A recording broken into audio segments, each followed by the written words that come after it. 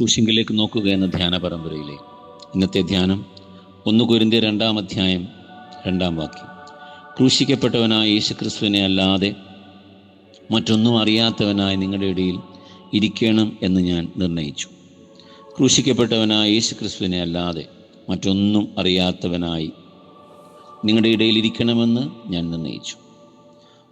Corinth സഭയെക്കുറിച്ച് പഠിക്കുമ്പോൾ Corinth അനേകം ജ്ഞാന സമ്പ്രദായങ്ങളുടെ സ്ഥലം കൂടെയായിരുന്നു.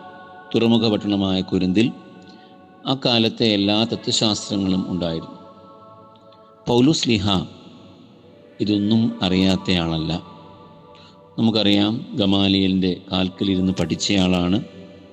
ന്യായപ്രമാണം നന്നായി മനസ്സിലാക്കിയയാളാണ്. സ്റ്റോയിക്ക് ചിന്തയും എപ്പിക്യൂരിയൻ ചിന്തയുടെയും ഒക്കെ പ്രത്യേകതകൾ പഠിച്ചയാളാണ്. അപ്പോസ്തല പ്രവൃത്തിയിൽ കാണുന്ന പോലെ കവിതാ പാരമ്പര്യങ്ങൾ പഠിച്ചയാളാണ്. വിവിധ മതസംസ്കാരങ്ങളെ പഠിച്ചയാളാണ്. എങ്കിലും ആ അറിവൊന്നുമല്ല തൻ്റെ രക്ഷയ്ക്ക് ആധാരമെന്ന്, ആ അറിവല്ല നിത്യജീവന് ആധാരമെന്ന്, ആ അറിവല്ല ദൈവസ്നേഹത്തിന് ആധാരമെന്ന് പൗലോസ്ലീഹ മനസ്സിലാക്കുന്നു. അതുകൊണ്ട് തന്നെ പല അറിവുകളുടെ മധ്യത്തിൽ, പല ജ്ഞാനസമ്പ്രദായങ്ങളുടെ മധ്യത്തിൽ, പല ദർശന വ്യവസ്ഥകളുടെ മധ്യത്തിൽ, പല ചിന്താരീതികളുടെ മധ്യത്തിൽ പൗലോസ്ലീഹ ഒരു തിരഞ്ഞെടുപ്പ് നടക്കുകയാണ്. ഒരു തിരഞ്ഞെടുപ്പ് ഉറപ്പിക്കുകയാണ്. അതൊരു നിർണയം ആണ്. താൻ ഓപ്റ്റ് ചെയ്യുകയാണ്, താൻ തിരഞ്ഞെടുക്കുകയാണ്. ക്രൂശിക്കപ്പെട്ട ക്രിസ്തു, കർത്താവായ യേശു ക്രിസ്തു ക്രൂശിക്കപ്പെട്ടു, മരിച്ചു, അടക്കപ്പെട്ടു, ഉയർത്തെഴുന്നേറ്റു.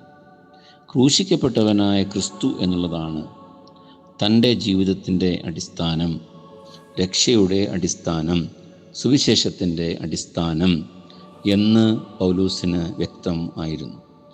സഭ എക്കാലത്തും, സഭ എല്ലാ നൂറ്റാണ്ടുകളിലും, എല്ലാ രാജ്യത്തും, എല്ലാ ദേശത്തും ഉറയ്ക്കേണ്ടതും ഉറപ്പിക്കേണ്ടതും ഇതിൽ തന്നെയാണ്.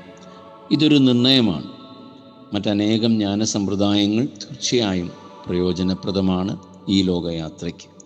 എന്നാൽ നിത്യതയുമായുള്ള ബന്ധത്തിൽ ക്രൂശിക്കപ്പെട്ട യേശു അല്ലാതെ മറ്റൊന്നിനും ഉറപ്പ് നൽകുവാൻ കഴിയുകയില്ല.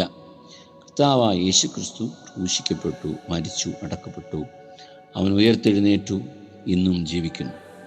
ആ കർത്താവിൻ്റെ ക്രൂശീകരണത്തെ നോക്കി പുതുക്കം പ്രാപിച്ച്, പുതിയ ബലം പ്രാപിച്ച്, ആ അറിവ് നിറവാണെന്ന്, ആ അറിവ് പുതുക്കമാണെന്ന്, ആ അറിവ് പുതിയ ജീവനാണെന്ന് ഏറ്റുപറഞ്ഞ് നമുക്ക് മുന്നോട്ട് പോകാൻ ഈ നോമ്പുകാലം സഹായിക്കട്ടെ. ആമേൻ.